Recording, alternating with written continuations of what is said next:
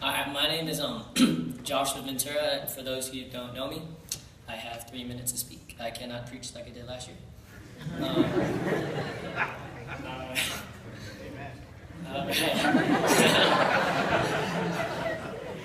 I love you too, David.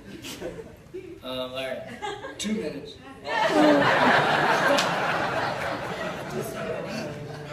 Okay. Alright, so this was probably one of the best weeks I've had yet out of all the years I've gone to camp. And there was so many great messages besides Pastor Shetler speaking and being so energetic and being crazy. I thought it was awesome. I was like, oh, so I'm not the only weird person here. One of my favorite messages besides him speaking during the service was probably during Christian Life Seminar. It was probably one of the most interesting ones because it basically speaks to every guy and every young girl in there. It was taught by Willie and the CLS that day. Our topic was on dating.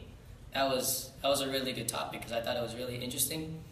And when he said dating, like he mentions like how he asked how people, why do you even date? There's no point how are you supposed to know if you really are ready? Because he even asked the question, are you even ready to get married? People rose their hand, for some reason, there's like 6 people who rose their hands, and 2 people were 13.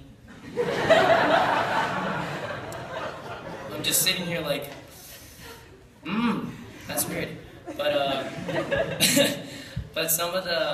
one of the main messages that probably got me was the time when he was telling, I forgot the name of the story, but it was more of an analogy. It told me about how he told us a story about how one day he was on vacation and he was body surfing like 3-4 feet in the air, and as he was getting down to the beach side, as he was getting there, he was getting closer and closer. Then he gets smacked in the face by something slimy, and he had no idea what hit him. He told us it was a huge jellyfish that wrapped around his face. He told us that he got stung really bad, and that he's screaming for his wife, complaining. And he had no idea how to help it. He kept splashing water on himself. It made it worse for some reason.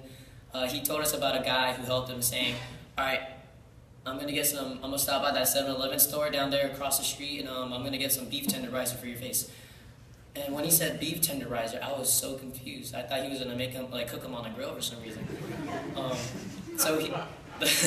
So the guy comes back, he's washing his face, and as he's dabbing the beef tenderizer on his face, he keeps saying, don't worry, it's going to be over soon. 20 more minutes. He kept saying 20 more minutes.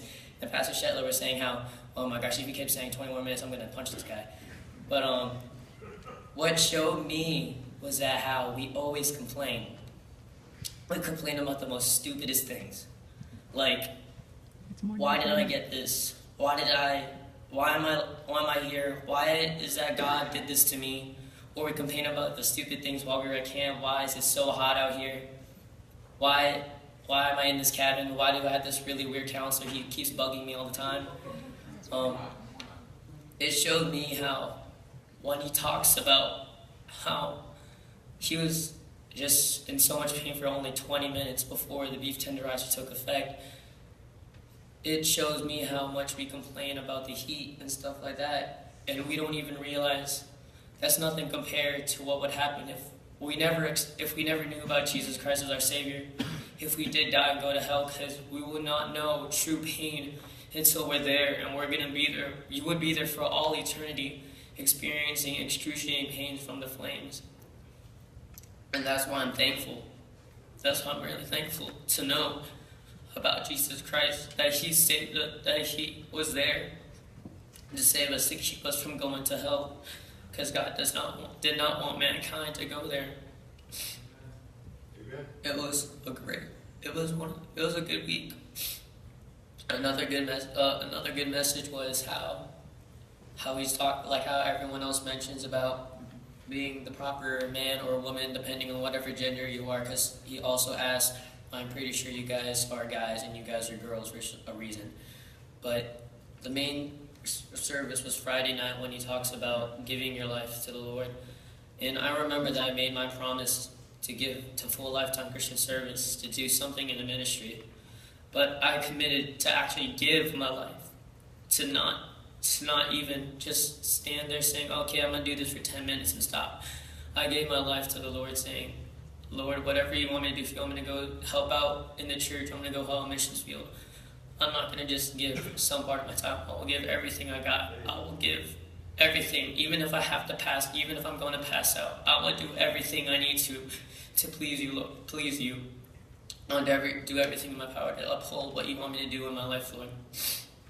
And I'd like to thank the Rocks and the Taylors for putting up with us during the camp ride there, because they had to deal with a lot of us screaming, talking, complaining about I'm hungry, or saying, or having to deal with everyone singing songs from Disney Channel movies like Frozen,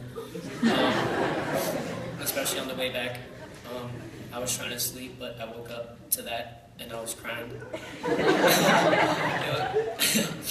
Yeah, and I'd also especially like to thank the person who paid my way to go to the wilds. If it wasn't for you, whoever you are, I'm so thankful, because if I wasn't able to go to the wild this week, I'd probably still slowly be straying away from God, and without this week, I wouldn't have gone closer to my Lord and Savior.